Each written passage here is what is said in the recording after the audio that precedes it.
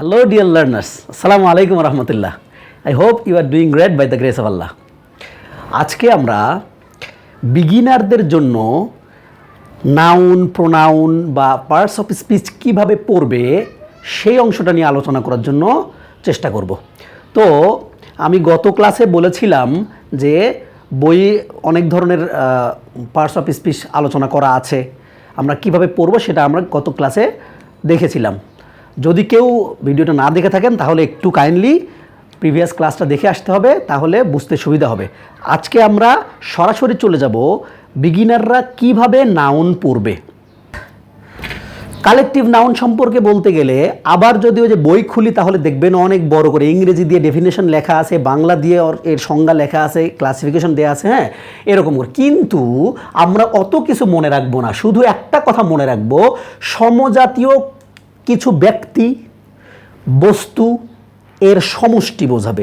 সমজাতীয় বলতে একই রকম, মানুষ বললে মানুষের সমষ্টি বোঝাবে, তারপরে পশু পাখি বললে সেটার সমষ্টি বোঝাবে, অথবা যেটা বলবো ওই জাতীয় সমজাতীয় কোনো কিছু বা ব্যক্তি বা বস্তুর কি হবে, সমষ্টি বোঝাবে। সমষ্টি কথাটা বললেই যেন মনে হয় এখানে একাধিক আছে, একজন দিয়ে হবে না।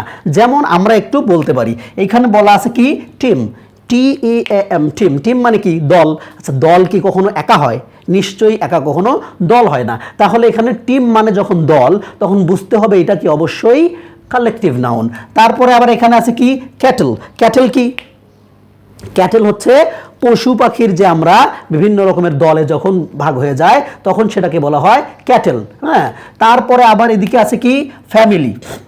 ফ্যামিলি বলতে একজনে কখনো নিশ্চয়ই ফ্যামিলি হয় না। তাহলে ফ্যামিলি হতে হলে অবশ্যই একাধিক ব্যক্তি লাগবে, স্বামী স্ত্রী লাগবে, তারপরে ছেলে মেয়ে থাকতে পারে, তার বাবা মা থাকতে পারে, সব কিছু মিলিয়ে একটা ফ্যামিলি হয়। তাহলে যখন একাধিক ব্যক্তি বা বস্তু মিলে একটা সমষ্টি বোঝাচ্ছে তখন আমরা সেটাকে বলতেছি কি collective noun.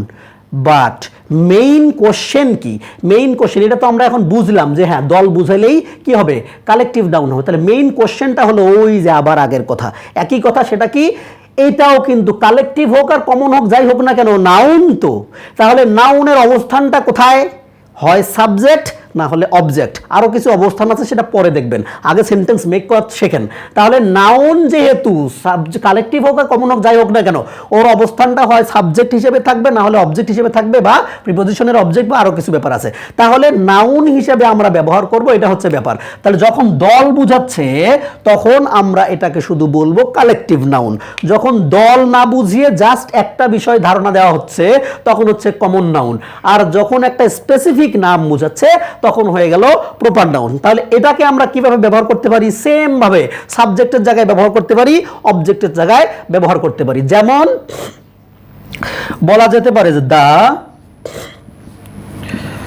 The crowd. Crowd মানে কি? অবশ্যই ভিড়। ভিড় বা জমা হওয়া নিশ্চয়ই একজন দিয়ে হয় না, অনেক লাগে, অনেক ব্যক্তির প্রয়োজন হয়। The crowd was very big. The crowd was very big. তাহলে একটু দেখেন তো এই দ্য ক্রাউড বসছে কোথায়? দ্য ক্রাউড কালেকটিভ নাউন ছিল বা যে নাউনই থাক না কেন, বসেছে কিন্তু সাবজেক্টের পজিশনে। কোথায় বসেছে? সাবজেক্টের পজিশনে। তাহলে আমি আগেই বলেছিলাম যে নাউন যেটাই হোক না কেন আমাদের বসাতে হবে সেন্টেন্সে সাবজেক্ট অথবা অবজেক্ট হিসেবে, তাহলে আমি সেন্টেন্স তৈরি করা শিখতে পারবো। তাহলে এখানে ক্রাউড হতে পারে, ক্লাস হতে পারে, ফ্যামিলি। আচ্ছা, আমরা বলতে পারি যে উই লাইক আওয়ার ফ্যামিলি। তাহলে উই লাইক আওয়ার ফ্যামিলি যখন বললাম তখন একটু আমরা দেখি তো এই ফ্যামিলিটা কোথায় বসেছে। লাইক আওয়ার ফ্যামিলি বলতে এখানে ভার্বের পরে বসলে অবজেক্টের জায়গায় বসেছে। কথা কি বোঝা গেছে নিশ্চয়ই?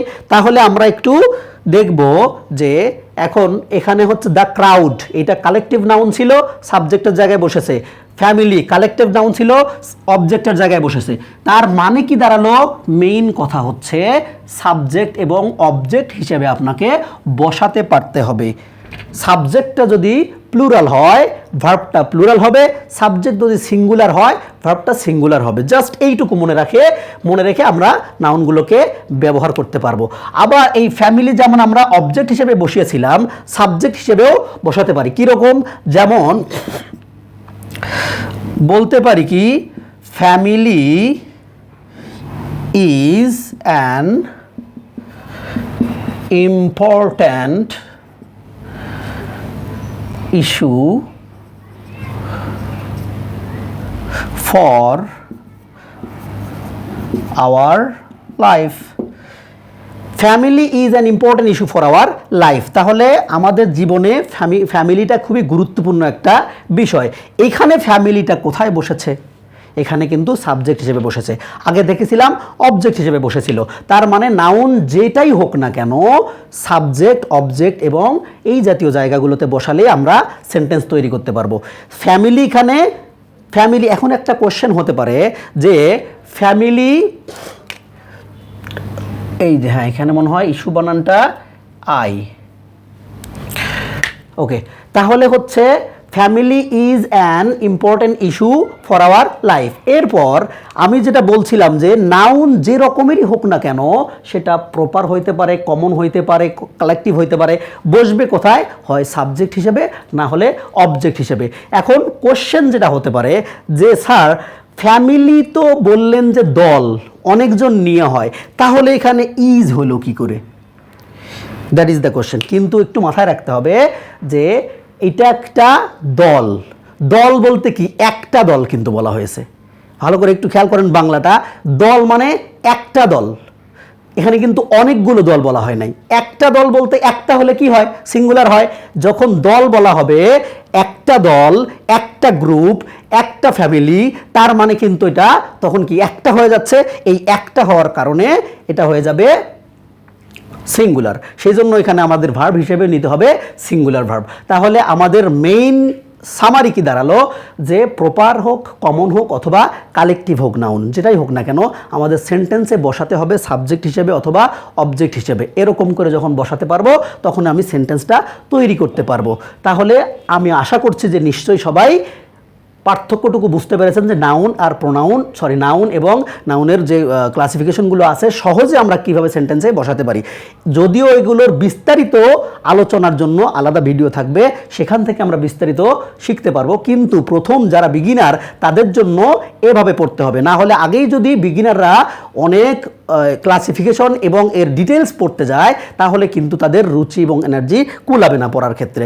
দ্যাটস ওয়াই আমি এই চেষ্টাটুকু করেছি যেন অন্তত বিগিনাররা শুরু করতে পারে, সেন্টেন্স তৈরি করতে শিখতে পারে। এই জন্যই আমার এই চেষ্টা। তো যদি ভিডিওটা একটু হলেও আপনাদের উপকারে আসে তাহলে অবশ্যই সাবস্ক্রাইব বাটনটাকে প্রেস করতে ভুলবেন না। সবাই ভালো থাকবেন। আল্লাহ হাফেজ।